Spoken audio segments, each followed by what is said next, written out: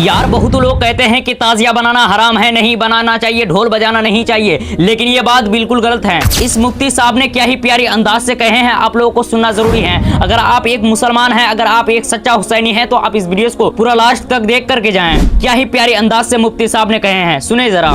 ताजिया बनाना जायज, फिर से सुने, ताजिया बनाना जायज, मुरव्वजा ताजियादारी हराम, यही समझने की जरूरत है। ताजिया बनाना यानी रोज़े हुसैन बनाना, जैसे गुंबद खजरा बनाना जायज, जैसे गुंबद खजरा बनाना जायज तो रोज़े हुसैन बनाना जायज, लेकिन उसके गिर्द तवाफ करना, दुल्दुल लगाना, मूर्ति लगाना, घोड़ा लगाना, बुर्राक लगाना, अगरबत्ती, मोमबत्ती, मन्नतें, किसी किताब से देखा ना होगा ना। इसलिए सुन्नी सहीहुल अकीदा जो होता है वो हक की खातिर रहता है। इमाम हुसैन रज़ियल्लाहु ताला अन्हु हक की खातिर थे, लिहाजा जब भी मुहर्रम आए खिचड़ा बनाए, कपड़े बांटे, नियाज करे, रोज़े हुसैन भी बनाए, मगर घुमाए नहीं। जी हाँ दोस्तों, आप लोग क्या वीडियो को देख लिए? अगर देख लिए हैं तो जरूर ही समझ गए होंगे। यार सच में बहुत ही लोग कहते थे कि ताजिया बनाना हराम है, नहीं बनाना चाहिए, नहीं जायज है, लेकिन आप लोग इस वीडियोस को देख लिए हैं। अगर आप इस मुफ्ती साहब का वीडियोस को देख लिए हैं तो जरूर ही समझ गए होंगे। क्या आप इनको जानते हैं? तो इसका नाम कमेंट बॉक्स में जरूर बता करके जाना। और हाँ, ये जो कुछ भी बात बोले हैं ना, बहुत ही अच्छे बोले हैं। अगर अगली बार से कोई भी आपको कहे कि ढोल बजाना हराम है, तो उसे आप कहिएगा कि जी सही में ढोल बजाना हराम है, लेकिन हाँ ताजिया नहीं हराम है, ताजिया बना सकते हैं। जैसे कि आप लोगों को एक चीज दिखा रहा हूँ, देखे जरा, ये देख सकते हैं आप, ये क्या है? जश्न ईद मिलादुन नबी का है ये, जो कि ये पेंटिंग बनाया है, मतलब ये किसका छाप है? गुंबदे खजरा का छाप। ये क्या हराम है? इसको भी तो बनाया गया है, इसको भी तो ताजिया के शक्ल में बनाया गया है। ये फोटो है, ताजिया है, वो असली में बनाए हैं उसको और इसको छपाए हैं। तो क्या ये हराम है? ये हराम नहीं है, बल्कि ये मोहब्बत है। इसको हम गले में लगा सकते हैं और अपने आप को बता सकते हैं कि हम एक आशिक रसूल हैं। तो इसीलिए इसको रखे हैं कि ये आशिक रसूल हैं हम, इसीलिए इसको गले में रखे हैं। तो इसमें हराम नहीं बल्कि जायज़ है।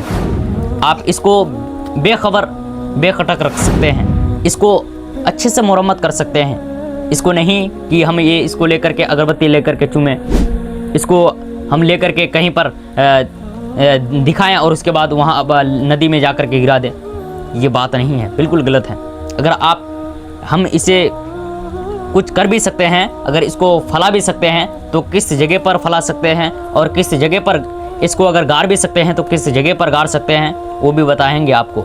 इसको अगर हम गिराएंगे तो ये बेअदबी हो गया, यानी कि गुंबद खजरा का तोइन हो गया।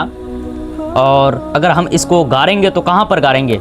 सबसे पहली बात तो इसको कब्रिस्तान में गाड़ना चाहिए ही है, चाहिए ही, क्योंकि इसको कब्रिस्तान में गाड़ें, क्योंकि उस जगह पर, वहाँ पर पाक जगह होते हैं, कब्रिस्तान पाक जगह होते हैं, इसको वहीं पर गाड़ेंगे तो अच्छा होगा। तो इसको यहीं पर दफन कर सकते हैं, इसको वहीं पर दफन कर सकते हैं। और हाँ, अगर इसको हम किसी जगह पर फेंक भी दें तो इसको कहाँ पर फेंकें? सबसे अच्छा जहाँ चलती नदी हो वहाँ पर फेंकें। लेकिन भाई हमें ये बताएं, इसको फेंके क्यों? नहीं, अगर नहीं अच्छा लगता था तो इसको लेते ही नहीं, क्यों हम इसको ले लिए उसके बाद फेंकें? ये बेअदबी हो गया। नहीं, ऐसा नहीं करना चाहिए। अगर ये ख़राब हो चुके हैं, ये पूरा झड़ चुके हैं, कुछ भी काम नहीं देते हैं, तो इसको हम अदब से रखें, संभाले रखें। अगर नहीं रख सकते तो इसको सबसे अच्छा कब्रिस्तान में दफन कर दें, तो ये अच्छा हुआ था। लेकिन ये हज़रत ने जिस वसीले से कहे हैं, जिस मकसद से कहे हैं, आप तो ज़रूर ही समझ गए होंगे। यार ये जो है ना, इसको अदब किया करें, एहतराम किया करें।